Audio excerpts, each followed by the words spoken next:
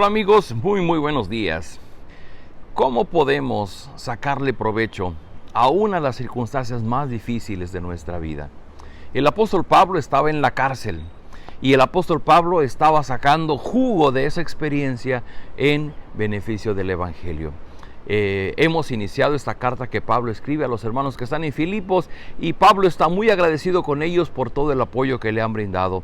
Y el día de ayer decíamos, Pablo oraba pidiendo que el amor, que la sabiduría de Dios viniera a sus vidas para llevarles a vivir como verdaderos discípulos de Jesucristo.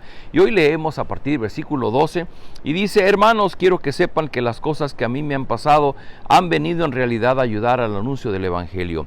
Pues mi prisión ha servido para dar testimonio público de Cristo a la gente del palacio y a todos los demás. Y al ver que estoy preso, la mayoría de los hermanos se han animado a anunciar el Evangelio sin miedo y con más confianza en el Señor. Pablo está en la cárcel. No lo sé, pero creo que cualquiera de nosotros que cayera a la cárcel caería en un profundo desánimo. Empezaríamos tal vez con preguntas: ¿cómo es posible que si yo me dedico a predicar el Evangelio, Dios me haya abandonado y ahora me tenga en esta cárcel sufriendo? Porque estar en una cárcel es hablar de muchas penurias, de muchas aflicciones que se viven en esos espacios.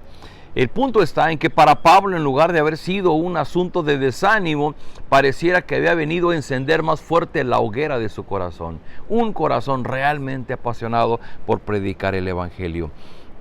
Y Pablo decía, es que esto que yo estoy viviendo ahora me ha permitido predicar el Evangelio en el palacio y poder llegar a personas que de otra manera no hubiéramos llegado.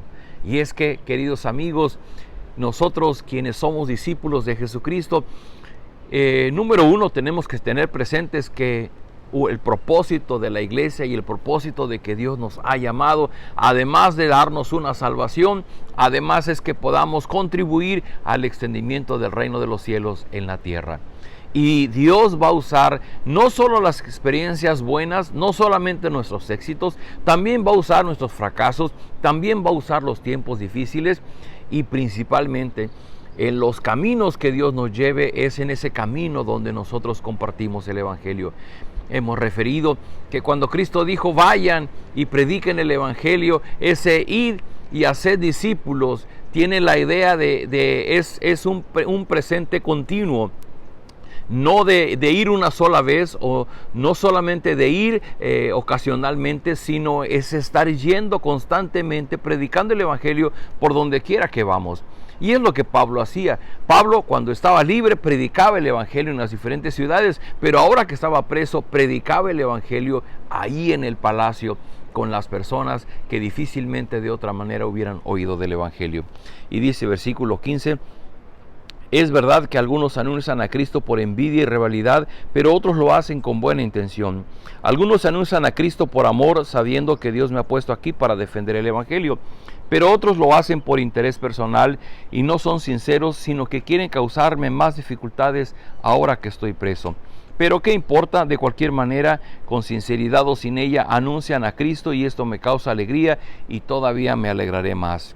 Pues yo sé que todo esto será para mi liberación, gracias a las oraciones de ustedes y a la ayuda que me da el Espíritu de Jesucristo.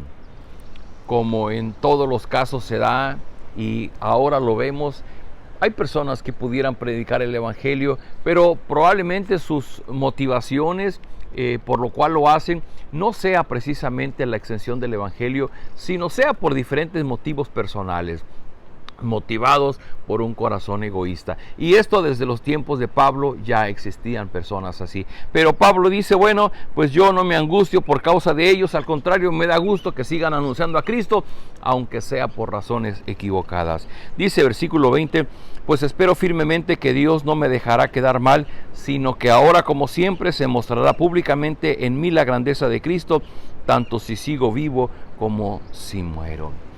Y algo característico en Pablo es su esperanza en la obra redentora de Cristo en su vida. Y dice, firmemente yo espero que Dios no me dejará quedar en mal. Estaba pasando tiempos difíciles, pero Pablo esperaba la redención de parte de nuestro Dios por él.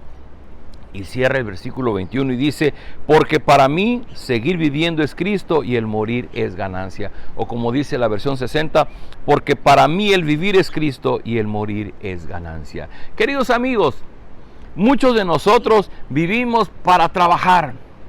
Otros de nosotros trabajamos para vivir. Pero el apóstol Pablo vivía y trabajaba, pero solamente para el Evangelio. La experiencia que Pablo vive de estar escribiendo estas cartas y predicando desde la cárcel nos da evidencia de su pasión, de su amor por su Señor y Salvador, sabiendo que había sido comprado por la valiosa sangre de Cristo derramada en la cruz del Calvario.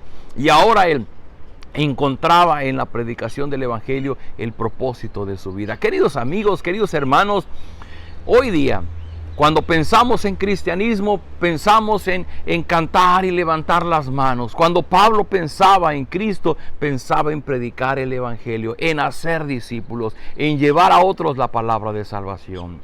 Yo le invito a que, siguiendo el ejemplo de Pablo, también que nosotros podamos identificar y al mismo tiempo podamos evaluarnos. Para nosotros el vivir es Cristo. O tal vez estamos en este mundo y estamos aprovechando las circunstancias para lograr nuestra seguridad, nuestra comodidad, para simplemente ser felices. Yo vivo para ser feliz, porque la felicidad de Pablo estaba en vivir para Cristo. De tal manera que la misma muerte tenía otro sentido, porque decía, para mí el morir es ganancia. ¿Por qué para Pablo era ganancia? Porque bueno, si él moría, él sabía que sería redimido del castigo final y que él iría a morar plenamente viviendo una eterna y perfecta unión con Cristo, su Redentor. Y en ese sentido, si nosotros dejamos de vivir en este mundo y vamos a la otra vida, empezamos a disfrutar de la plena y perfecta relación con nuestro Señor y Salvador Jesucristo, y dejaremos la adversidad, las tribulaciones de este mundo. Pero Pablo decía, es que para mí el motivo de mi vida es Cristo.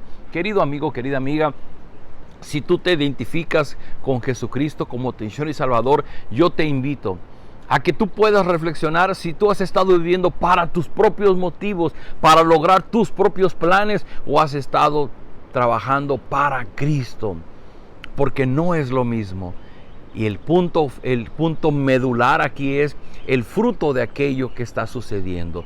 Si yo en mi caminar estoy teniendo fruto como cristiano, están viniendo personas al Evangelio, Dios me está usando para hacer discípulos, estás en el sentido correcto, estás viviendo para Cristo. Pero si a través de ti no hay fruto, no hay discípulos, no hay proclamación del Evangelio, lo más probable es que estés viviendo para ti mismo. Yo te invito a que sigamos el ejemplo de Pablo. Este versículo, que es un versículo de los más memorables de toda esta carta a los filipenses, porque para mí el vivir es Cristo y el morir es ganancia. Para ti, ¿qué define tu vida? ¿Para qué vives? ¿Solo para trabajar? ¿O trabajas para vivir y disfrutar y ser feliz? Yo te invito a que, como Pablo, trabajemos por Cristo y para Cristo, haciendo discípulos, extendiendo su reino. Acompáñame en esta oración. Bendito Padre, gracias por la experiencia de Pablo, porque esa pasión y ese amor que él mostraba a través de sus palabras que escribía a la iglesia de Filipos nos da evidencia de su entrega por predicar el Evangelio. Y es un ejemplo para nosotros. Yo ruego, Señor, que tu Espíritu Santo que mora en nosotros mueva nuestro corazón, mueva nuestra voluntad y nos dé los dones, las capacidades que necesitamos para ir y compartir con aquellos que están junto a nosotros. Que también para nosotros el vivir sea Cristo. No sea nuestro propio deleite, no sean nuestros propios planes, sino sea el compartir el Evangelio con aquellos que no lo conocen. Danos de tu gracia en este día. Yo ruego por mis hermanos, mis amigos que están pasando tiempos difíciles. Permíteles ver cómo en medio de esas circunstancias difíciles tú puedes usarles para llevar el Evangelio a quienes están junto a ellos. Te ruego, Señor, danos de tu gracia en este día, en el nombre de Jesús. Amén. Queridos amigos, nos vemos el día de mañana.